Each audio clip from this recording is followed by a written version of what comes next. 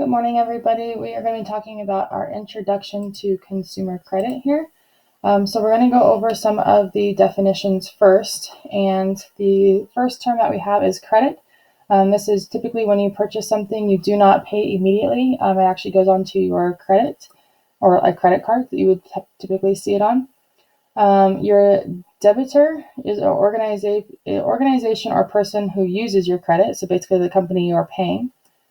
The creditor is the organization or person who extends the credit to your debitors. Your asset, this is a person's property or what is owned. This is typically like a house or a car. And then the earning power, this is a person's ability to earn money now and in the future. Credit ratings, you have a credit report card that shows how well a user of your credit meets the financial obligations. And then these records are used by the creditors when they decide to issue credit. So again, you don't get to buy a car unless they check your credit. Same with your house. They're going to check your credit because they want to see how well you're able to maintain your credit. Credit reporting agencies, these are organizations that compile records on users of credit as to how well they repay their debts. So that's what that you'll be going. Typically, most companies go through agencies to actually run their credit. Installment plans, this is a method of payment of a purchase or service over a period of time. And then you also make down payment plans, the upfront money that you have to purchase, that you actually put towards the purchase that is made for using your loan or a credit. And interest is the finance charge or fee that is charged to an installment buyer when paying for a purchase or service over time.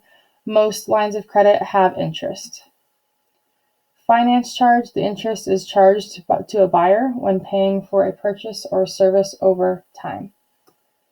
So we only have 3 examples in here. The first one, Heather wants to purchase an electric guitar. The price of the guitar with tax is $2,240. If she can save $90 per month, how long will it take her to save up for the guitar? So what we're going to talk about is if Heather saves for the guitar, she is not going to actually use credit, but she also does not get to use the guitar while she's actually saving for it. So if she has her $2,240, she divides it by that $90 per month. She has approximately $24.90. Sorry, not cents, but it was talking about months. So 24.90 months. So that if we round that, it's going to take her approximately 25 months to save for that guitar if she chooses to pay on that payment plan. If the answer is not an integer, always round up so that the amount saved is greater than the amount that's actually needed. You always want to save for more than under. To continue that example, Heather's actually talking to a salesperson at the music store who suggests that she buy the guitar on an installment plan.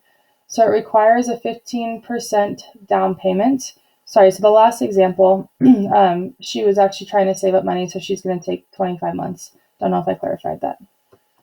So she won't get her guitar for 25 months until she saves up money for that. So now Heather's talking to the salesperson, talking about an installment plan and trying to get onto that. It requires a 15% down payment, and the remainder plus an additional finance charge is paid back on a monthly basis for the next 2 years now. The monthly payment is $88.75, and what is the finance charge? So now we're going to try and calculate the finance charge for this one. So our first step, we need to find the down payment by taking 15% of that $2,240 and make sure you have a decimal when you're multiplying this. So $336 is going to be the down payment that she needs to pay at the time of purchase when she purchases that guitar. So how many months does she have to make the payments for? She still needs, it's 2 years, so 24 months. And how much are each of her monthly payments? Well, it already said $88.75 in the problem. So in order to sum up all of her monthly payments, we need to multiply the number of payments by the monthly payment amount. So you do the 24 months times the 88.75, which was equal to $2,130. So this is how much she will actually end up, the sum of all of her monthly payments after those 2 years. Now we're going to add that down payment that she already paid to the sum of her payments over those 2 years. So the $336 as her down payment plus the $2,130 as her monthly payments, the sum of her monthly payments, equals $2,466. So her total cost for that guitar is going to be $2,466. Then the finance charge is the extra money Heather paid for to use the credit. So to find the finance charge, subtract the price of the guitar from the total price. So we want to see how much she actually is getting her finance charge. So again, the total cost of the guitar the total cost she paid minus the purchase of the guitar. So that $2,466 is how much she ended up paying on the installment plan. And we're going to subtract the $2,240, which was how much the actual guitar was, and that equals $226. So that is how much her finance charge, how much they gained in on interest of her. So anything over the amount of the guitar was interest. So this is the fee that she paid for not having to wait 2 years to actually use the guitar. Our second example, so Carpet King is trying to increase sales, and it has instituted a new promotion. All purchases can be paid on the installment plan with no interest as long as the total is paid in full within the first 6 months. There is a $20 minimum monthly payment required. If the Lopez family buys carpeting for $2,134 and makes only the minimum payments of that $20 per month for the next 5 months, how much will they have to pay in the 6th month?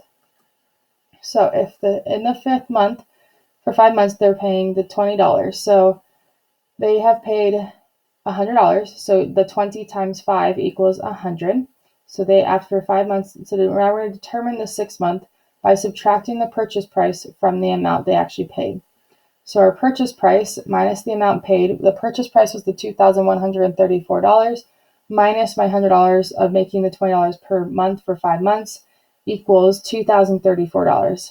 So they will now have to pay $2,034 in the 6th month if they chose to not pay in full, and they're only paying the minimum monthly payment.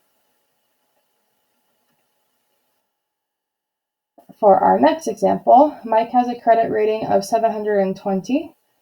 So you guys' credit scores are range anywhere from like 500s to 700s or 800s.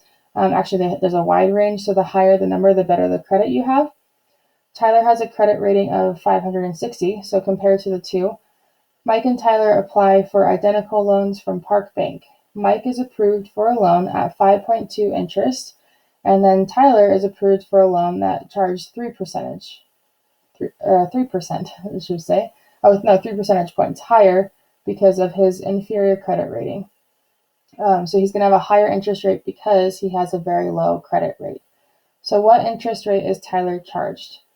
So we need to figure out that we have to add that 3% to the 5.2%, just getting our 8.2%. So that's a very high interest rate. So now Tyler will pay 8.2 interest for the same loan because he has a lower credit score than Mike does. So now we're going to consider Mike and Tyler.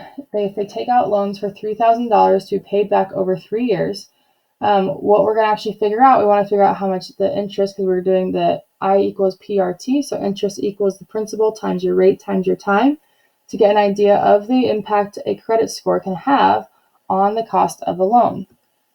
So for Mike's loan, he has his interest equals $3,000 times, he only has the 5.2% interest rate, so we're going to move that as a decimal as 0.052 and multiply it by the 3 years. So he will be paying $468 in interest. Tyler's loan is also for $3,000, but he has an 8.2% interest rate, and that's also going to be for 3 years, and he will actually be paying $738 in interest.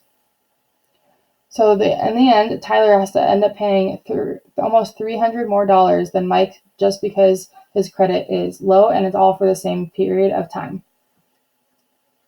All right, you guys, so we will start your homework, and I will see you in class. Thank you.